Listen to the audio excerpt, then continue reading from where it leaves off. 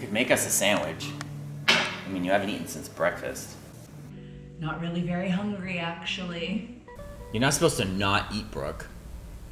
I was looking forward to all that crazy food at the country club.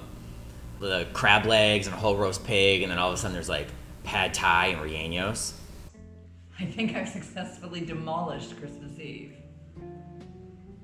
They've been in there way too long. Planning the attack. How can you be so neutral on this? You said I was neutral. I'm still just absorbing it all. So, you support me? I mean, I didn't say that, did I? Look, I haven't read the whole thing from start to finish, but enough. And, I mean, you have the right to publish whatever you would like, whether it's decent or cool or not.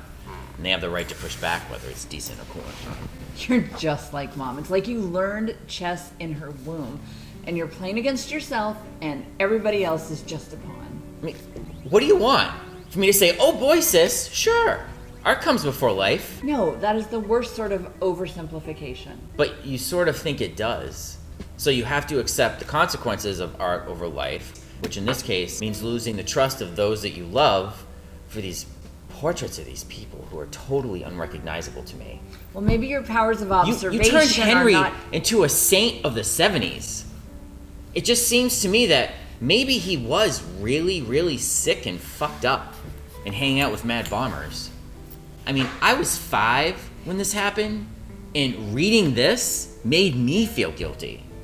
But Mom and Dad, you don't think that they blame themselves? They weren't helping him. They let him go. They kicked him out. But did they let him go, or did you just fly off in rage and fury?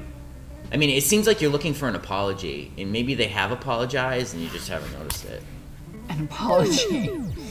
You don't write a book because you want an apology, Trip. You write a book because that's who you are, a person who writes books. I'm a writer. My only obligation is to myself, to write. And this is my flawed version of what happened. A, don't need a lecture on what a writer is. And B, it's just a story. It's just a story that you've told yourself and will now share for fame and money. Don't say that. You know that I don't care about money. Yeah, because you're rich. Even if you didn't take a cent from them, they still paid for your fancy hospital stay in Cambridge where you camped out for 6 months. I wasn't camping. You're rich. You're smart, Ivy League, absurdly white, New York, your parents are rich and you know it. And what about you? What are you, a Zapotec Indian? Well, the difference between us is I don't use my 16 dozen little sicknesses for gain. You do. It's just who you are. That's not fair. Fair? Neither is Love and Mercy a memoir. I mean, I love you, but this is true.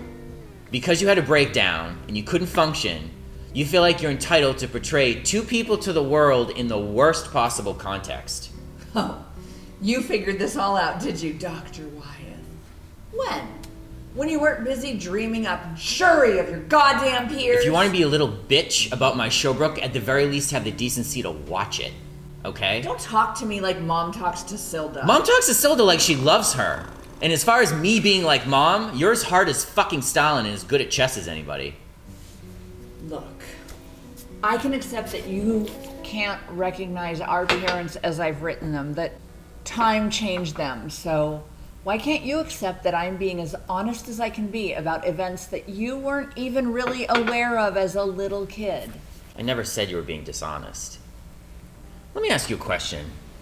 When you were writing this, did you give the manuscript to Silda? Because I can smell her tone a mile away. And if I can, you bet Mom can too. Yeah, I did. She was there for most of it. Yeah, she sure was. Using it like a goddamn baseball bat to Mom and Dad for how crappy they were to Henry. I mean, what do you think Polly's gonna do to her sister when she realizes that Silda was goddamn deep throat for you? I needed another set of eyes to just... Brooke, I'm just saying you made the story much better by adding a lot of very specific detail that made you the victim. You and Henry. That doesn't make you a liar. Then back me up, Trip. Come on, please. They listen to you. If you just said to them, it's okay in that way that you have, because I'm not backing down and they're just gonna have to deal with it. Come on, Trip, please. Okay, all right, so wait. So here are my assignments for Christmas. I have to get Mom and Dad not to send Silda down an ice floe like some Eskimo, and then get them to give you their blessing to publish a book that paints them as two right-wing sociopaths. I mean, who am I? Rudolph the goddamn reindeer? Well, you do have a shiny nose. I know that you don't understand this depression thing, but that's because you don't have it. Yeah, that's what all depressives say. How would you know what I have and what I don't?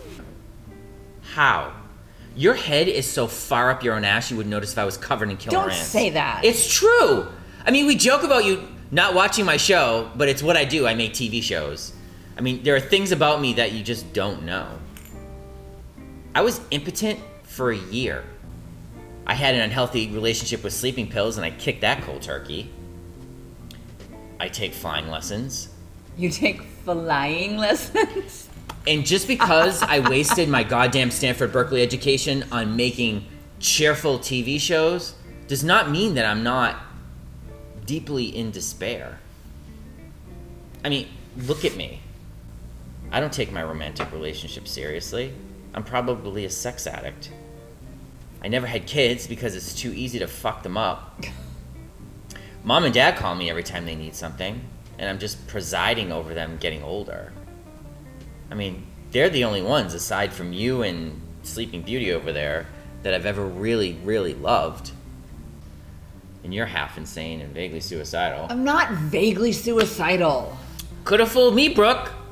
I mean, what is it? Isn't revenge enough that everybody has to worry about you all hate that the time? Everyone's always worrying about me. Oh, no you don't. Come on, you love it.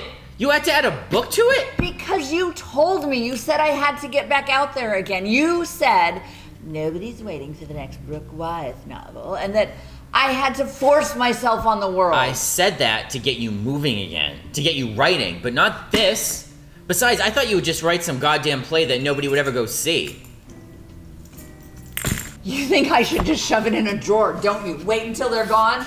Jesus, if that's what you think, just say it. You want me to tell you what to do? Yes, please, God, yes. Tell me, I'll listen. You never listen to anybody. Okay. If you're gonna move forward, do it without drama or apology. And if not, do it with grace and humility. Just stop fucking torturing everybody. Stop trying to make this harder for me. Why not? This should be the hardest thing you've ever done. I mean, they've been really good to you, Brooke. They love you so fucking much, you know that, right? I mean, this would just kind of kill them. Doesn't that count for anything in this life? Notwithstanding whatever happened in the past? Doesn't that count?